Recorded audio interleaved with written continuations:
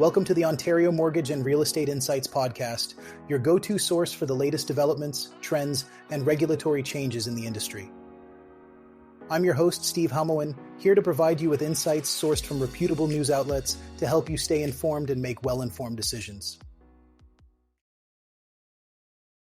This podcast is brought to you by Real Approved Inc., a trusted mortgage brokerage dedicated to helping Canadians achieve their homeownership dreams.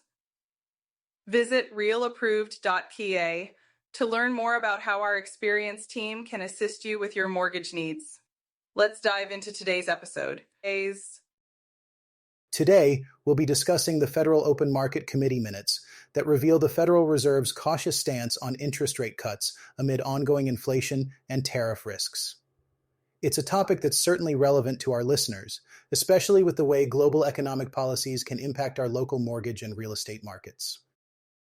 Absolutely, Steve. The Fed's decision to hold off on cutting rates is a reflection of their concern over persistent inflation and the impact of tariffs. This cautious approach is understandable given the complexities of the current economic climate. They noted that inflation remains somewhat elevated, particularly in core non-housing services and goods. This could affect consumer sentiment, which is already showing signs of softening. Right, Janine. It's crucial to point out that the Fed is also focused on the strength of the labor market. While some signs of softening in consumer sentiment and spending were noted, the ongoing strength in employment is a positive indicator. However, the Fed is aware of the high degree of uncertainty surrounding fiscal, trade, and immigration policies, which makes them wary of making any hasty decisions on rate cuts. And this cautious approach by the Fed means that they're not rushing into any rate cuts despite investors' hopes. They seem to be waiting for more clarity on the outlook for inflation and economic activity.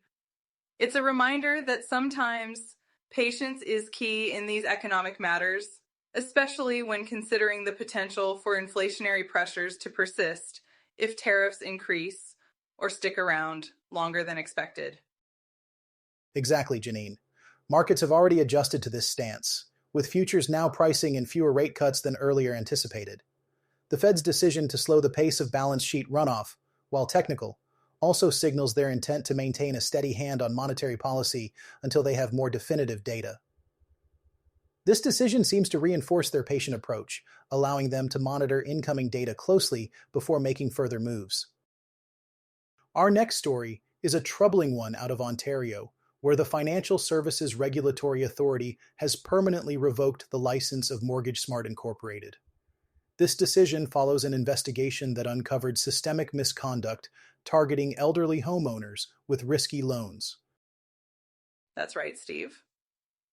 It's disheartening to hear that MortgageSmart and its brokers failed to ensure the suitability of mortgages for borrowers, many of whom were vulnerable seniors. The investigation found that they didn't disclose material risks and conflicts of interest, and even submitted misleading documents. It's a reminder of the importance of ethical practices in our industry.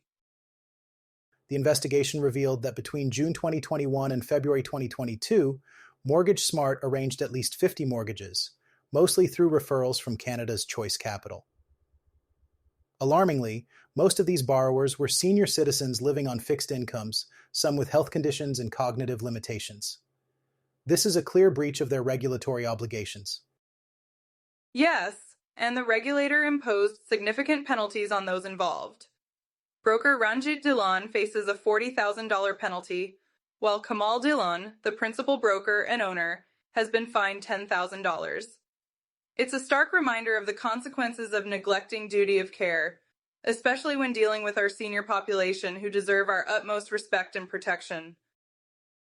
The Financial Services Regulatory Authority found that in at least 6 detailed cases, MortgageSmart brokers didn't verify the borrower's ability to repay, failed to disclose high interest rates and balloon payment terms, and provided false information on mortgage applications.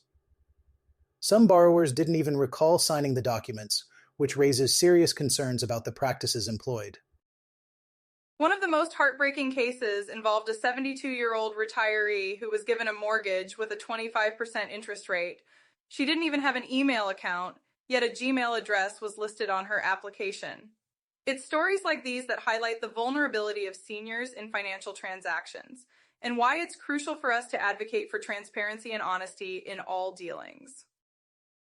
Absolutely, Janine. Another case involved a 69-year-old dealing with serious health issues who was signed up for a loan with the same exorbitant interest rate. She didn't remember meeting the broker or signing key documents. These practices are not just unethical, they're exploitative, and they undermine the trust in our industry. And let's not forget about the 79-year-old borrower who was legally blind and received a loan with a $4,166 monthly payment, despite having an annual income of just $45,000. Clearly, these loans were not suitable, and it's a relief that the regulator stepped in to revoke the brokerage's license. The investigation also found evidence of altered mortgage applications, where forms were modified after clients had signed them, including changes to lawyers' names and lender details. There was no record of borrower consent to these changes, which is a fundamental violation of trust and legal protocol. It's critical for us as professionals to ensure that every client understands the terms of their mortgage and consents to every aspect of their agreement. These findings should serve as a wake-up call for the industry to prioritize ethical standards and protect our clients, especially those who are most vulnerable. Well said, Janine. This story is a sobering reminder of the importance of maintaining integrity and transparency in our industry. As we move forward, let's continue to advocate for ethical practices and ensure that we support all our clients in making informed and suitable financial decisions. The real estate sector in Northern Ontario is in the spotlight as we discuss a significant bankruptcy case involving more than 400 properties. This case is entering its final phase, and it's something that has captured the attention of many in the industry. Indeed, Steve. It's a complex situation involving 407 properties, which include both apartment buildings and single-family homes. These properties are spread across various locations like Timmins, Sault Ste. Marie, Sudbury, Kirkland Lake, and Temiskaming Shores. It's quite a widespread issue. Exactly, Janine. The Companies Creditors Arrangement Act, or CCAA, process for this bankruptcy began in January of last year. The properties were initially supposed to be bought at lower costs, renovated, and then rented out for profit. However, things didn't go as planned, and significant mismanagement led to this massive bankruptcy. It's really unfortunate, Steve. According to the investigation by KSV Restructuring, which is overseeing the CCAA process, there were numerous questionable practices. The companies involved set up a separate corporation to manage and renovate the properties, charging exorbitant fees for work that often wasn't even completed. It's disheartening to see such misuse of investors' money. Yes, Janine. The investigation also highlighted extravagant spending, such as luxury trips and purchases, as well as large dividend payments despite the companies not making a profit. In some cases, multiple mortgages were taken out on the same properties to maintain liquidity, which is a risky strategy at best. And what's particularly concerning, Steve, is the lack of proper record keeping. For a business with assets and liabilities valued in the hundreds of millions, this is a major oversight. It speaks volumes about the deficient business practices at play here. Absolutely, Janine. The companies initially claimed the properties were worth $140 million, a figure that turned out to be inflated. This estimate came from a group affiliated with the bankrupt companies and was used to attract more financing, which is quite misleading. The process is now moving towards completion, with the remaining 74 properties set to be sold on the open market. KSV Restructuring is pushing for a streamlined approach to sell these properties as quickly as possible while minimizing fees. It's a race against time to repay the remaining $3.7 million on the second DIP loan. That's right, Janine. The first DIP loan of $15 million has already been repaid from the sales of the 321 properties, which is a step in the right direction. The focus now is on ensuring the remaining properties are sold efficiently to avoid further financial strain. It's a challenging situation, Steve, but hopefully, with the right measures in place, the process will conclude successfully by the end of August. It's a reminder of the importance of transparency and accountability in real estate dealings. In February, we saw an interesting development in Canada's construction landscape. Building permits rose by 2.9%, reaching a total of $13.1 billion as reported by Statistics Canada. This increase was largely driven by a strong rebound in non-residential construction, which is certainly a positive sign for the economy. That's right, Steve. It's encouraging to see non-residential permits bouncing back after 4 consecutive months of decline. The value surged by 15.3% to $4.7 billion, with British Columbia leading the charge. The Vancouver area, in particular, saw major projects that contributed significantly to this increase. Indeed, Janine. The commercial and institutional categories in British Columbia saw notable gains, and the industrial sector also showed renewed strength, marking its first monthly increase since September last year.